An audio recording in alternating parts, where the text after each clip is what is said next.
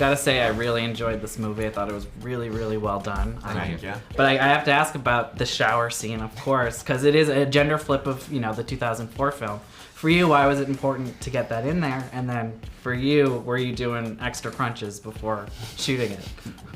Well, that's one of the images from the old movies that I think is so iconic. Yeah.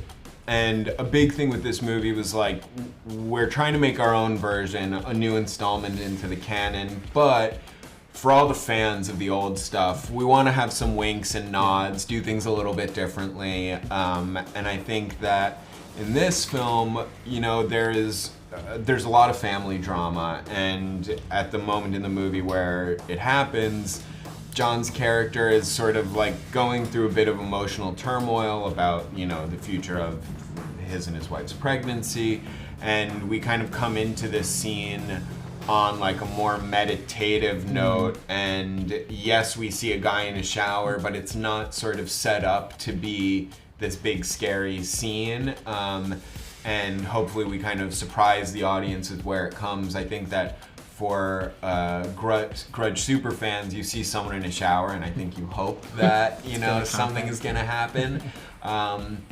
And it was just one of those images and motifs that we felt like was so grudgy, and wanted to find a good place for it. And being part of that scene. For you? My primary memory of that is we shot, that wasn't on a stage, that was in on location. We had, the demands of filming are such that you need a lot of water, and they are greater than the demands of a household hot water heater. Okay. So we were running out of hot water. So that's my primary memory of that scene. Makes that memorable. It's getting colder and colder and colder. And adding more steam to make it look like hotter. It's not cold, and telling John to stop shivering. Yeah. And then this movie also being rated R, how did that change things up?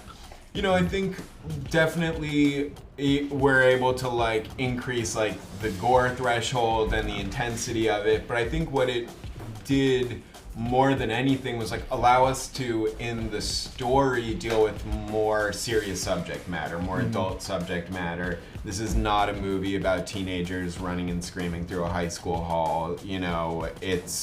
It's about adults, and I think that making it rated R, like, yeah, we get to up the intensity of the horror, but we get to have great actors doing more meaty story stuff.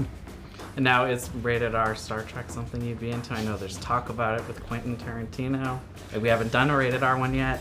No, okay, yeah. Warp speed, baby.